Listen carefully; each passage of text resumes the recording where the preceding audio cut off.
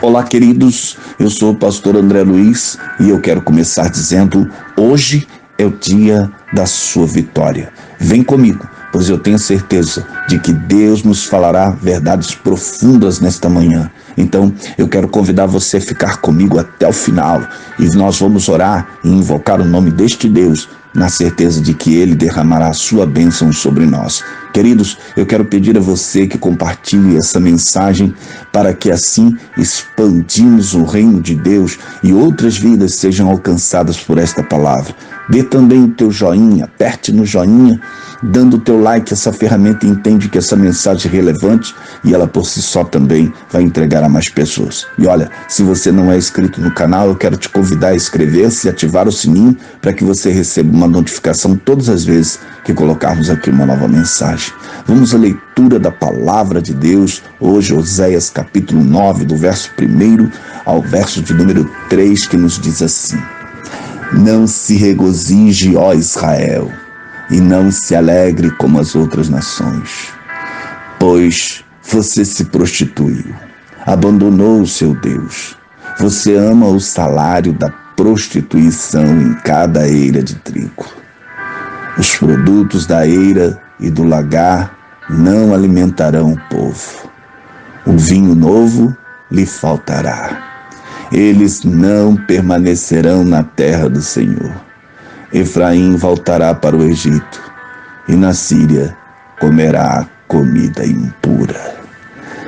Queridos, redobre a tua atenção nesta manhã, pois em Oséias 9, o Senhor diz a Israel que não há motivos para alegria, visto que eles decidem viver longe do Senhor.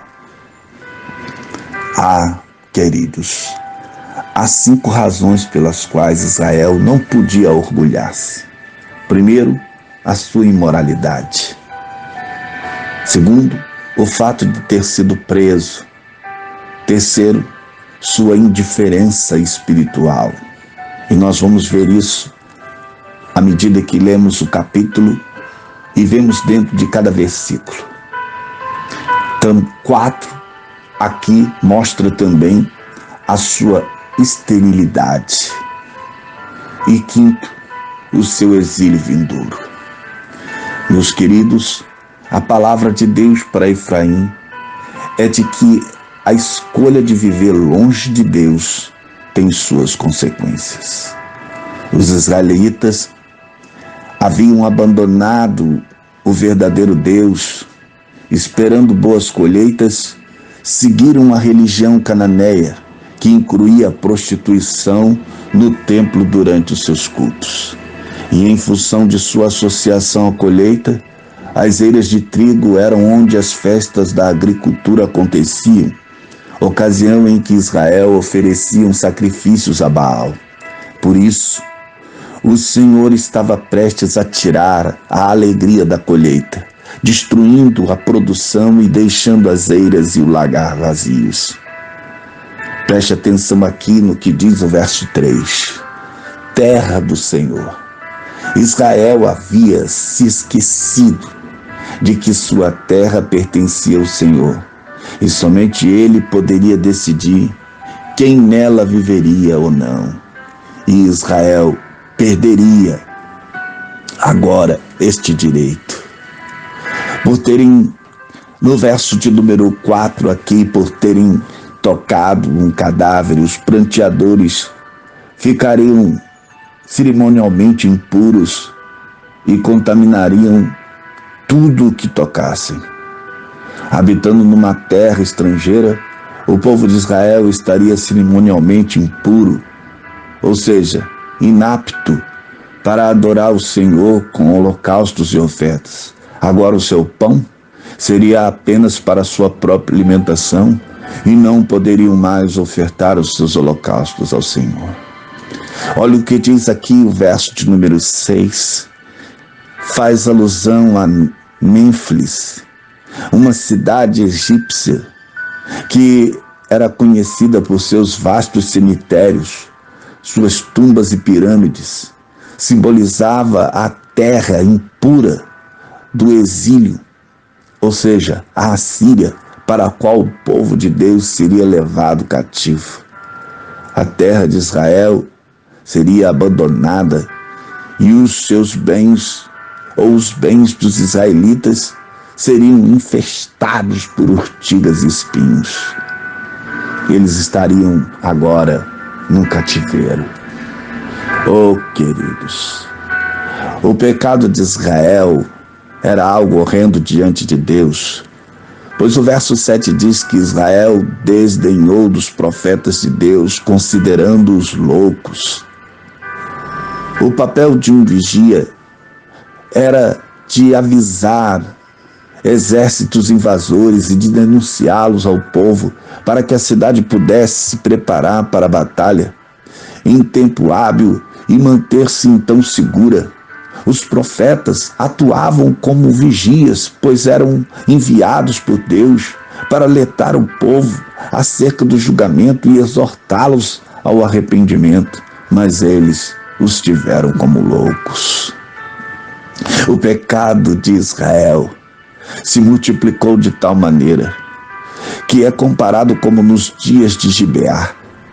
E esta expressão aparece aqui no verso 9 e faz referência ao estupro e ao assassinato de uma jovem mulher por homens de Gibeá, uma concubina de um levita. O incidente que deu início a uma guerra civil e está registrado em Juízes 19, você pode conferir o que eu estou lhe dizendo. Os que testemunharam esse fato alegaram ter sido um crime mais violento de toda a história de Israel até então. Contudo, os pecados da geração de Oséias se equiparavam a esse infame assassinato. Tamanha era a culpa de Israel. Preste atenção aqui, queridos.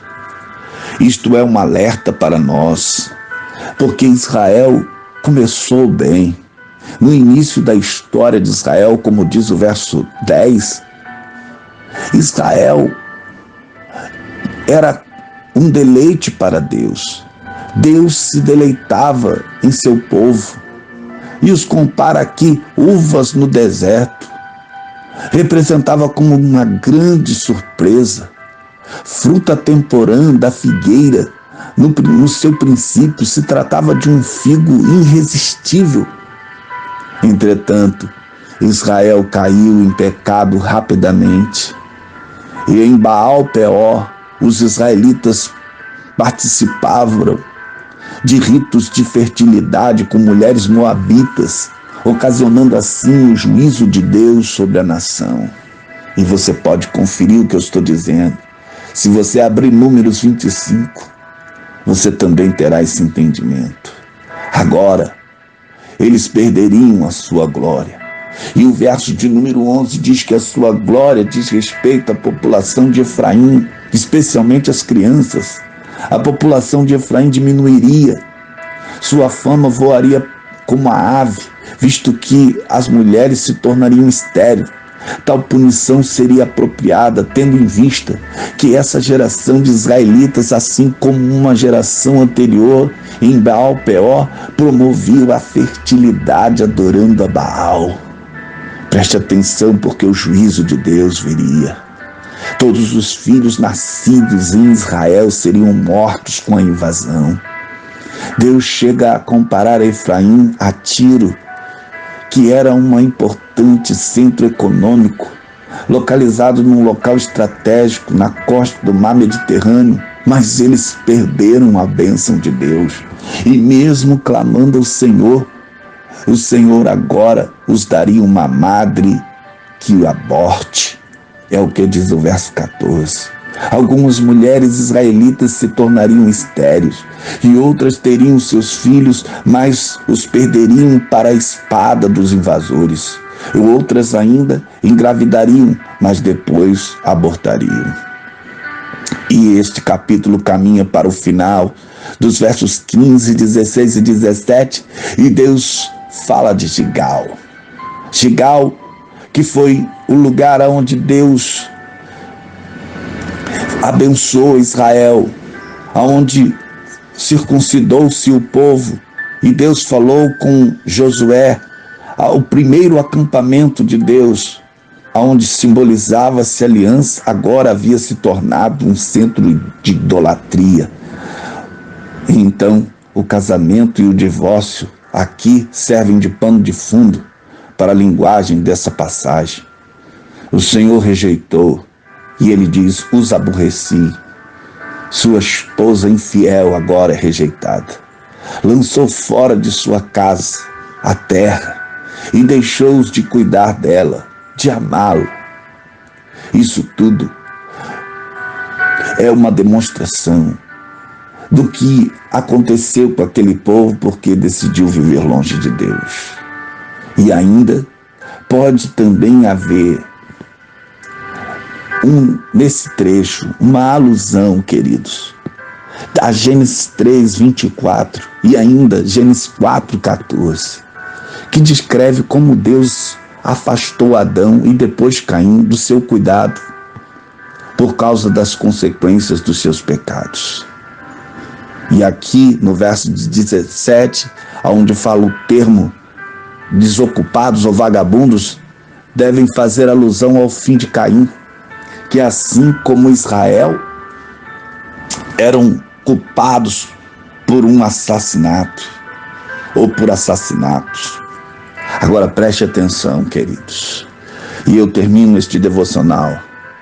Os nossos pecados provocam o ódio de Deus. Os severos juízos dele, pois severos serão os juízos que resultam deste ódio. No entanto, podemos ter a certeza de que, embora Deus odeie o pecado, ele ainda ama o pecador. E se ele não se apartar de sua maldade, então terá que suportar a aversão divina ao mal que traz a destruição final do pecado. O pecado de Efraim não era algo comum, ou por ignorância. Foi um pecado contra a luz plena da vontade de Deus e, portanto, digno de condenação. Eles rejeitaram a Deus e a sua palavra. Deus, queridos, não abandona as pessoas, a menos que elas o abandonem para seguir os seus próprios caminhos.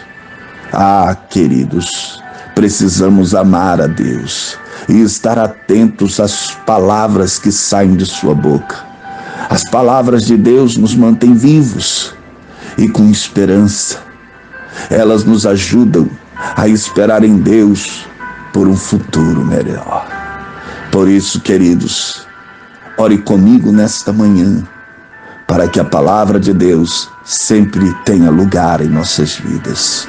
Querido e eterno Deus, nesta manhã te oramos, ó Deus querido, e nos rendemos à tua palavra, Senhor, para que ela sempre tenha lugar em nossas vidas e nos oriente e nos mostre o caminho e sejamos lavados, purificados e embranquecidos pela tua palavra, Senhor, para que possamos estar diante de ti, ó Deus querido, naquele grande dia e dignos de entrar no teu reino.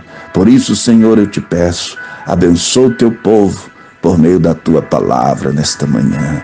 Esta é a oração do teu servo, em nome de Jesus.